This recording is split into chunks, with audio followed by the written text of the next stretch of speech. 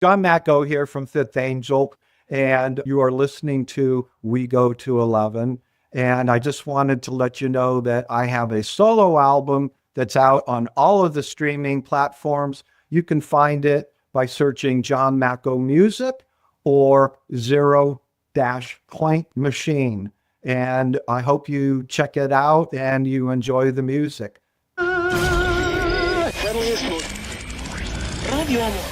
Why don't you just make 10 louder and make 10 be the top number and make that a little louder? These go to 11.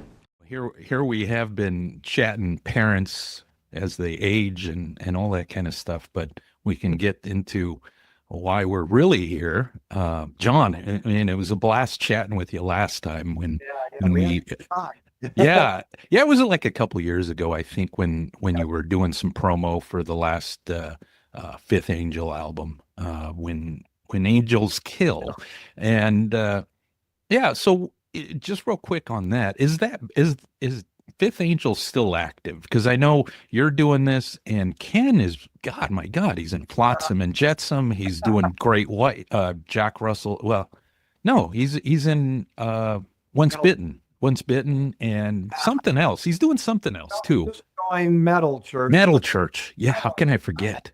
You know, I don't know what he's doing. You know, he's got. I think after Jack passed, I think he was done with the Once Bitten thing. Mm-hmm.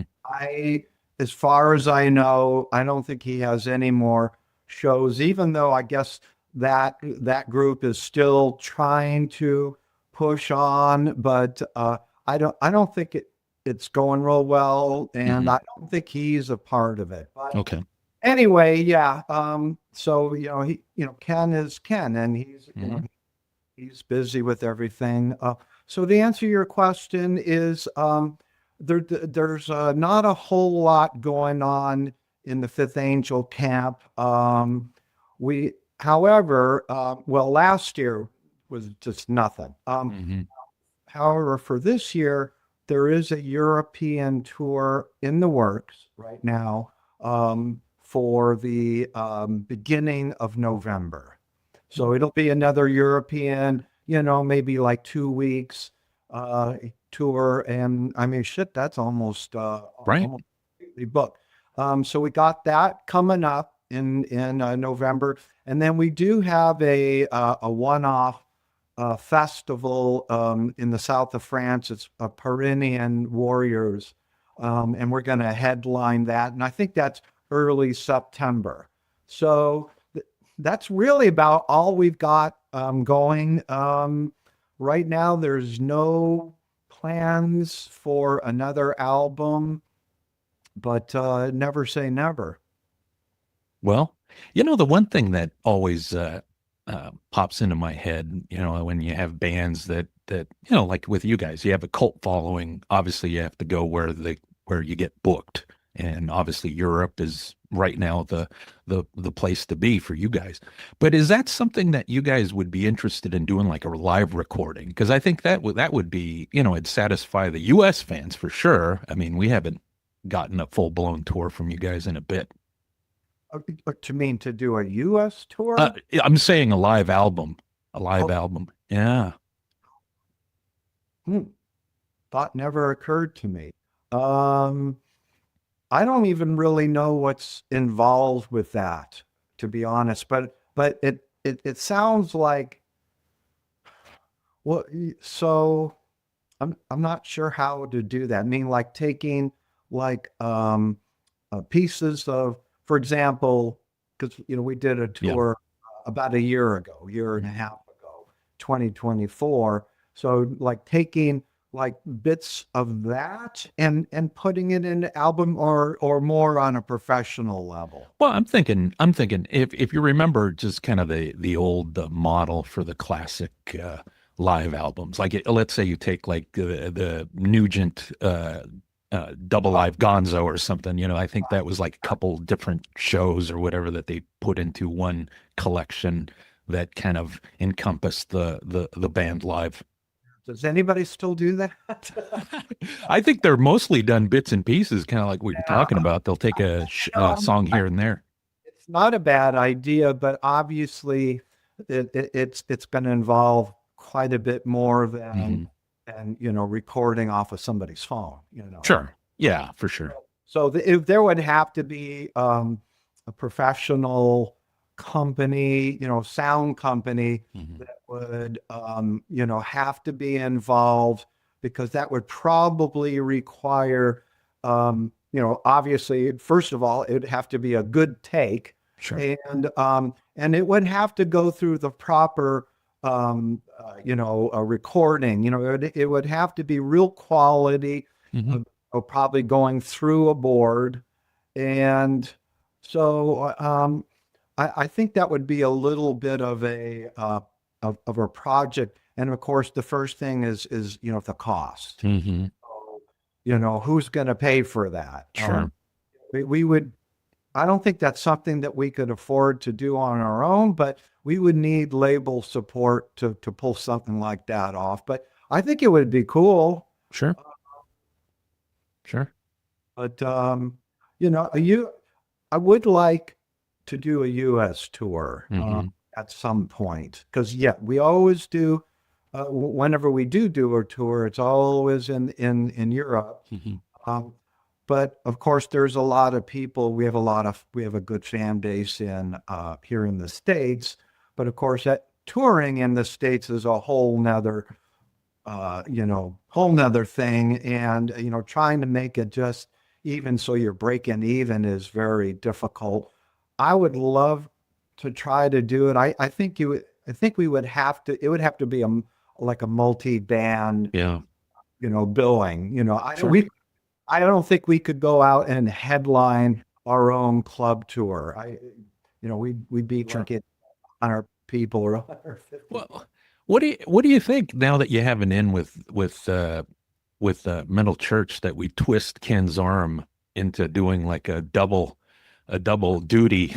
It would be a really good idea. However, that would really be a Kurt thing. Yeah, right. And it's just a hired gun. Just like Elfson. Sure. I don't even know why he's even doing this. Same here. I mean, here's the thing with Dave. I think he does so much that he doesn't stick with anything, and then he's out. And then they'll probably bring Unger back at some point. I told Ken, because I said, you watch. As soon as Elfson gets a better offer, he's going to go for that. I said, if he bails, he give me a freaking call. Oh, no kidding. That's true. I'll take that back. Don't call Steve Unger. Call you. Call me. I'm fired. I don't got anything else better to do. There you go. Which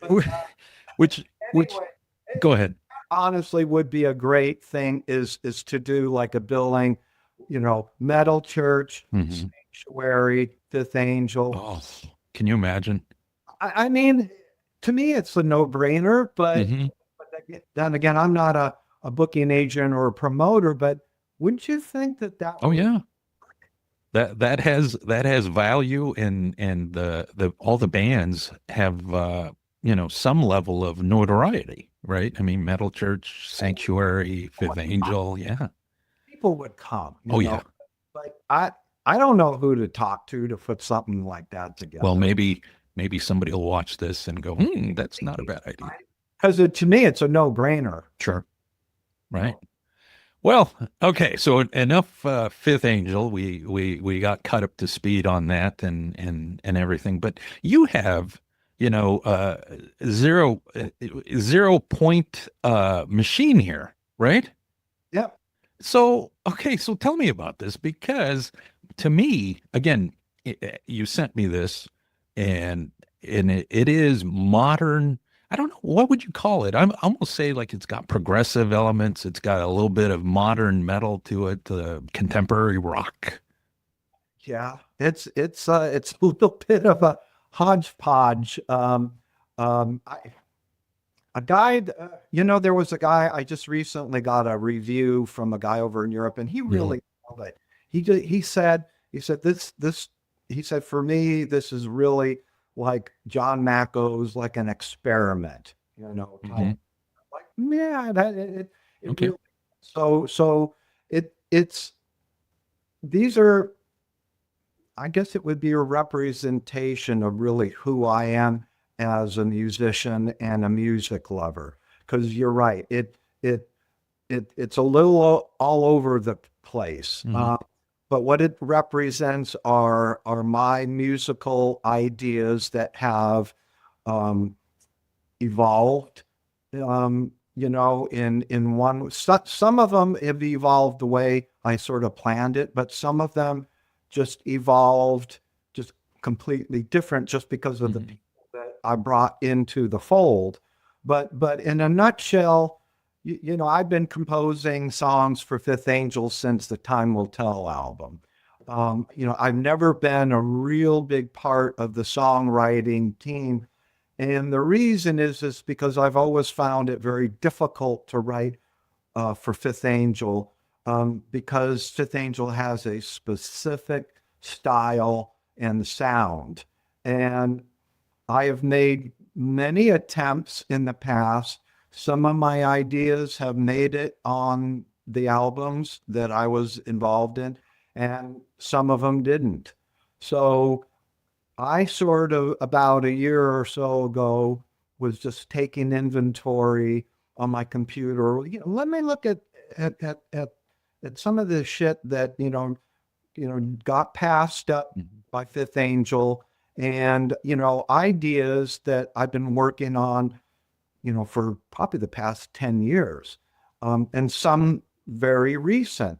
So I really went through my whole Pro Tools catalog and listening to all these demos that I came up with, and really just sort of made up a list of, and it didn't take long. I start playing it. I'm like, wow, that's really good. And then some of the ideas like, nah, no good. And so I just compiled this, and I had a lot of different styles of ideas. And I thought, you know what? Why don't, now's the time. I'm either going to do this. If I don't do this now, I'm never going to do it. So that's really, I just took all of these bits of ideas. Some were more complete than others. And I'm like, I'm going to make an album with this music. And that kind of was the beginning. And then assembling the band. But is it a band or is it a project? What is this? It's a project. Okay. I kind of tried to make a band out of it, but it was just difficult. And then the people that got involved really just didn't have the interest. But trying to make a long story short. So basically, of course, I was writing these ideas, and I would always send these ideas to Ken, because Ken, for whatever reason, he's a big fan of everything I write. I mean, he likes almost everything I write, and he's real honest. Like, if it isn't any good, he's like, John, forget it. But he's always been a big fan of my songwriting. Of course, he was going to be doing the drums on this from day one. But then I had to build a team, because I'm not one of those guys where I can do everything myself. I can't. I'm limited. I can only write music. So I needed to assemble the team, and then Ken and we had conversations about, okay, well, what kind of singer, what kind of singer do you hear over this material? And we went through all of that. I really made a conscious decision that I did not want this album to sound like 80s power metal. What would be the point? Otherwise, we'll just make another Fifth Angel album. And I didn't want people to listen to and go, oh, well, he's just kind of trying to do a Fifth Angel kind of thing. I'm like, no, no 80s, none of that power metal classic stuff. I didn't want any of that on this album. I wanted modern, I wanted a modern tone, to the music. So, assembling the right people, and I asked a lot of people in the business to work on this record, and I got turned down by most. But I got lucky in as far as building the team. It really came from Jacob Hansen, because I had made a decision that I wanted Jacob to mix and master the album. So I was in communication with him quite a while ago. And so he already said, John, I love your stuff. And, you let me know when you put stuff together. So when I needed, so I just tapped him for resources. And I really started with like, hey, I'm looking for a guy that can kind of, that can do some, modern keyboard and sound effect work. And then he said, hey, I know a guy, this young guy from the band Ad Infinitum. And my wife and I had actually just seen them opening up for Camelot, like the summer before. And I was like, oh yeah, I really like that band. And I said, that guitar player, he's really fucking good. So he got me in touch with Adrian, and I brought Adrian on board. But I originally just brought him on board just to do certain things. But the more I work with him, the more I realize that, this is a really gifted guy. I mean, he just can almost do it all. So the more I got him involved, the more that I, really started, like some of these ideas really started to gel at a musical level.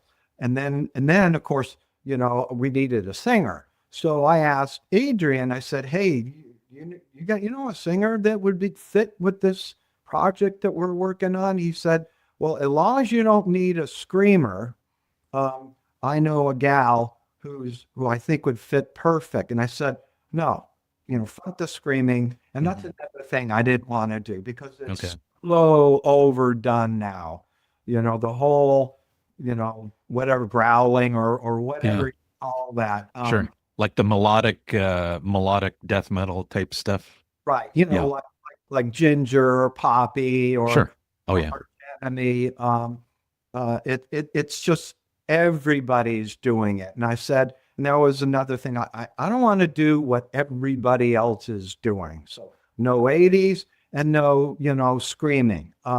So the one who suggested bringing Georgie on board. And it was funny because she's not a metal artist. She's a pop artist. Okay. First, he's like, check her, this is her, I was checking out some of her other stuff, so of her original stuff, and then another band. And I'm like, God, oh, she's a great singer. She's got a great voice, but I'm like, man, I don't know if she's gonna fit over some of this stuff. Right. But, we gave her the instrumental demos, and I tell you what, she came back and she just nailed it.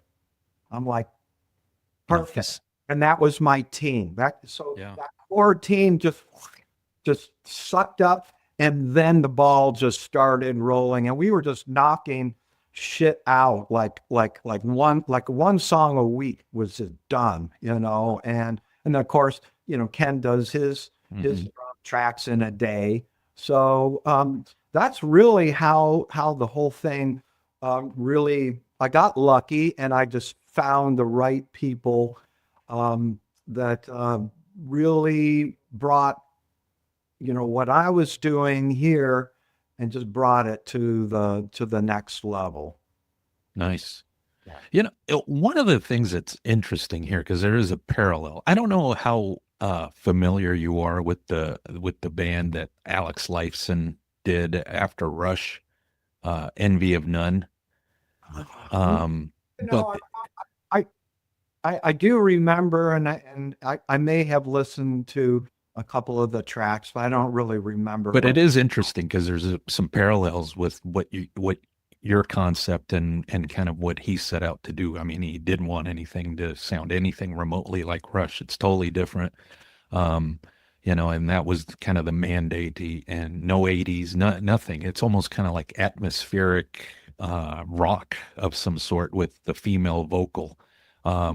So there's lots of parallels there. I'd be curious to see what your thoughts are once you check out an entire Envy at None album, because there are some parallels there where it's creative, it's modern, it's so far removed from what your work, like you said with Fifth Angel, you didn't want any power metal, nothing 80s.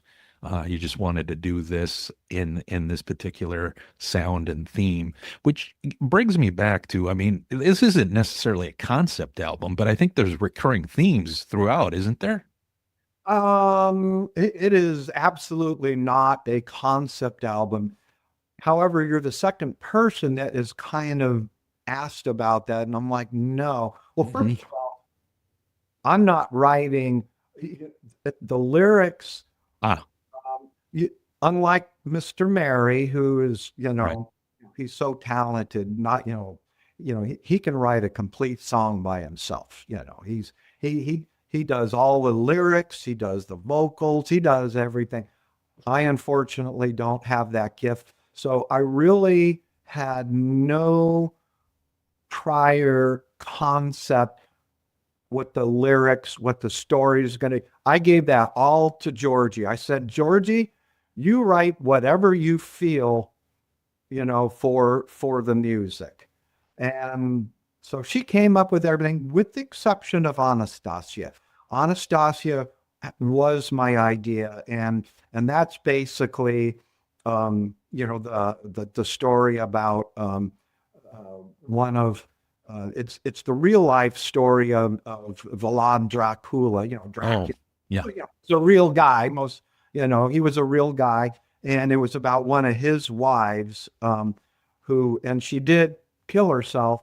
Like the movies, she actually, I think he took another wife and she threw herself out of the. I was gonna say, didn't she throw herself out of a castle window or something? Yeah, that is true. So, I gave that to Georgie. I said, here, you look it up under Wikipedia and write a story about her, maybe from her point of view, where she was at to get to the point to throw herself off. So, but no, as far as a concept, I mean the videos. So the first 3 videos that I posted, those are all a similar theme, but that from Andy Plankton, the guy who's doing it. Because again, when Andy said, well, what are you picturing? It would have been nice if we could have actually done like a band thing, but I'm paying for everything and Right. I'm running out of money here. So, the lyric video is really all I could afford. And Andy's great. But he said, hey, John, what are you thinking imagery wise? I said, I don't know, Andy. I said, you come up with something. And so he kind of started with the whole futuristic thing with the first song, Utopia. And that kind of matched the artwork. He sort of matched that to the artwork. Sure. And then the story, the lyric story for Utopia is sort of a futuristic, this is from Georgie's point of view. It is sort of a futuristic a thing. So that sort of defined that first video. And then the second one, which is Worthless, I think Andy just sort of picked up from Utopia. And then he said, John, why don't we just continue with that theme? And I'm like, sure. I'm like, as long as it looks cool. And then with the third video, which I released in December, which was Singularity. Of course, singularity is a physics, So he's like, well, what else can we do? We have to go with the with the space and all of that kind of stuff. And I'm like, yeah, okay. So that's sort of I guess from the videos, it maybe is a concept, but lyrically, there is no concept as far as I'm concerned. Sorry to make a long. No, that's fine. With this though, I mean, would you revisit this project at a later point with all, you know, maybe some of the material that you have in the archives with new players, or would you use everybody that was on this all over again if you had an opportunity to do a second collection of tunes?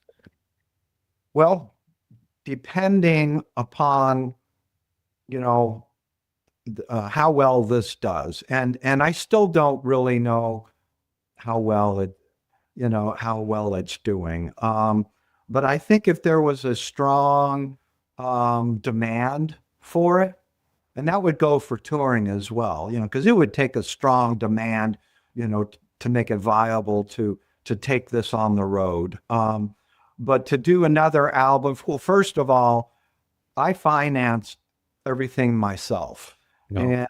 And I would not be able to afford to finance another one. So it would have to be label financed. And, you know, I don't know. I would do it. I would do it if you know, somebody came say, hey, I'll finance another album, and I would do it with the same people. Okay. Nice. I mean, Fifth Angel later on this year, it sounds like, so that's coming up. We could always, you know, Fifth Angel, we could always do another album. And of course, I could always do another 80s type metal with you know, with somebody, you know, with some of my you know, other friends, but it's going to be, you know, like James, like I was talking to James, you know. Oh, shit. Yeah. I'd love to do an album with James, and I love the guy and I love his singing. That would be obviously very easy to do. I could, who knows, maybe I'll do something like that, or interesting. Yeah. But again, that's just going to take me back to the 80s power metal kind of thing. Sure. But do another 0 Point Machine album, I would love to. I just, I don't know if it's going to be feasible without some money. Yeah, that'll do it. You know, I don't know if you follow the NFL. I mean, you still have ties to Seattle.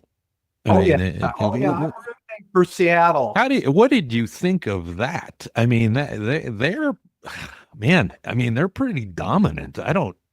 Geez. I tell you what, I had been looking forward to this rematch with the Pats since they lost that last Super Bowl, you know, which I think that was Pete Carroll's fault. Yeah. He made that call when you got the best running back in the league. You know, why they didn't give that ball to Marshawn Lynch, who the hell knows? But so I have really been waiting for this rematch to make, you know, to square things up. Right. Yeah. I mean, again, man, they're going to be hard to beat. I think you look at the Patriots, they barely beat the Broncos with a backup. I'm hoping, and Seattle looked so good, you know, on the Sunday game. So they can maintain that and then just quit with the dumb, you know, penalties. Sure. You know, because they can't afford to make one dumb, you know, mistake that's going to cost them. Right. So. Right. And I dislike the Patriots only because of the Atlanta loss. We're 28-3. Oh my God. Fan. I am not a New England fan. Yeah. Yeah. But I'm with you. I think I want to see Seattle win, not just because that's who I dislike the Patriots, but the facts are is that Seattle's going to be the better. They are the better team.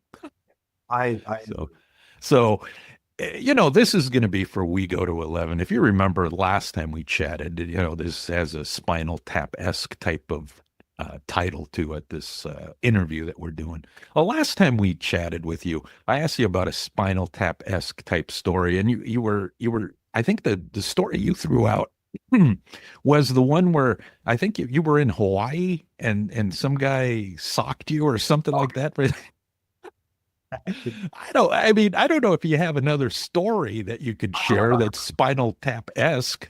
Well, I mean, probably one that I had actually forgotten about, but I remembered with the book that just came out, and that was. Did I talk about what happened in the studio when we were? No.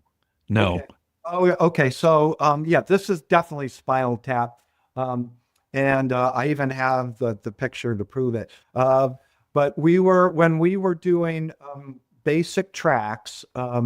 For the Time Will Tell, we were doing a rehearsal. Well, we were recording the drums in a studio in Manhattan. It was downtown, and it's a studio.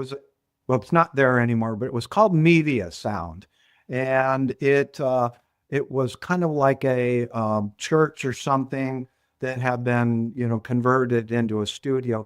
So it had a really live room, like the big room was very live, and the producers, used to love to cut drums in those days in that studio, and we had, because our manager at the time was working for Kiss. Derek Simon was our manager at the time, and he was also working for Kiss. So he had gotten for Ken, he had gotten one of Eric Carr's drum kits on loan. And so we had that all set up in this live room, and we were rehearsing a couple of days before the drum tracks were being done. And we were running through the songs, and Kendall and Ed had, these Marshall stacks, and they had just picked up these brand new 100-watt Marshall heads from Sam Ash.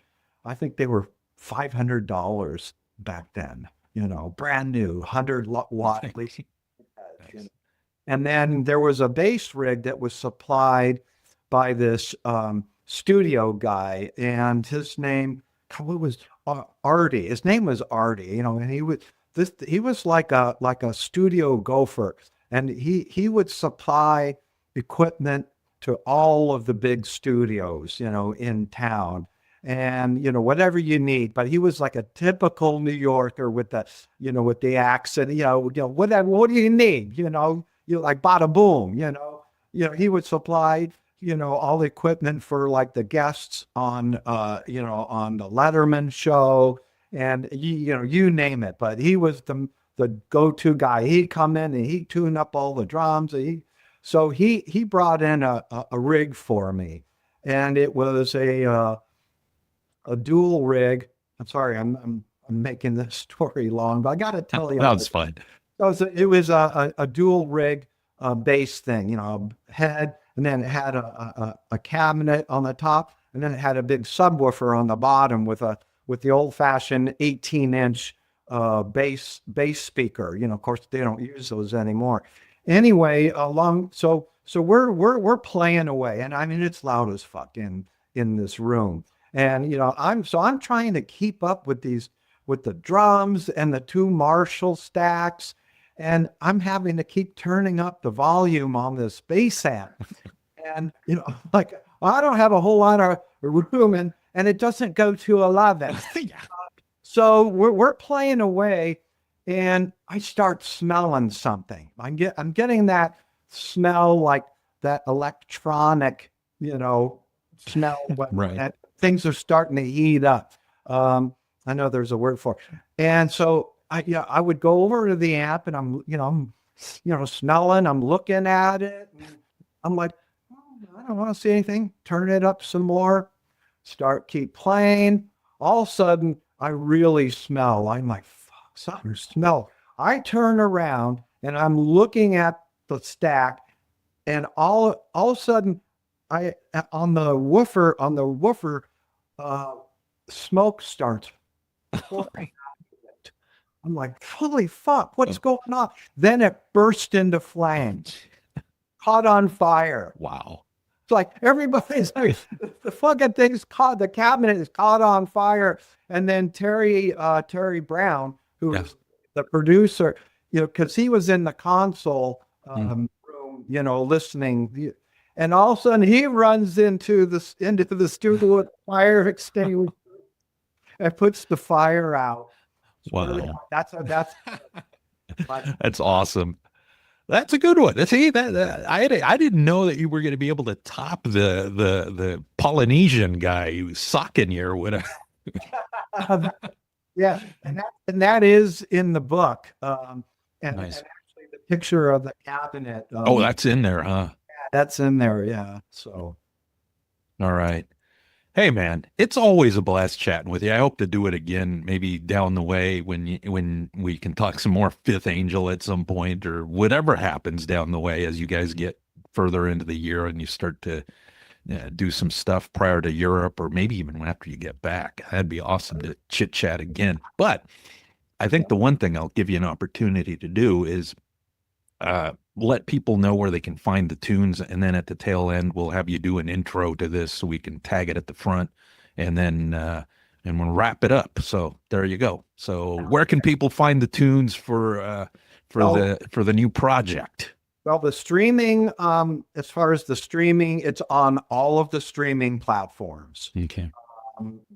And it's going to be under, the name. Well, you can look up either Point Right. Machine or 0 Point Machine Mhm. or John Macko Music. Either one of those searches will immediately pull it up. Now on obviously my Facebook, which is John Macko Music, and then my YouTube channel, which is John Macko Music, and you'll find the videos there.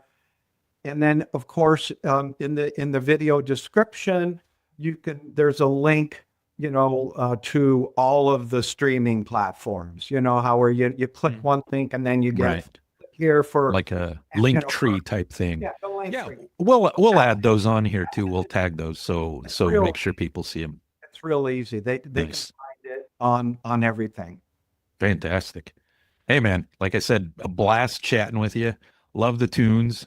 Obviously love Fifth Angel. So I mean, whatever can be done about a US tour. I mean, I'm keeping my fingers crossed, because that thing you threw out sounds like a great concept to me. Yeah, I think if we could do a Metal Church Sanctuary Fifth Angel tour, it'd be awesome. Yeah. Thanks so much for your time.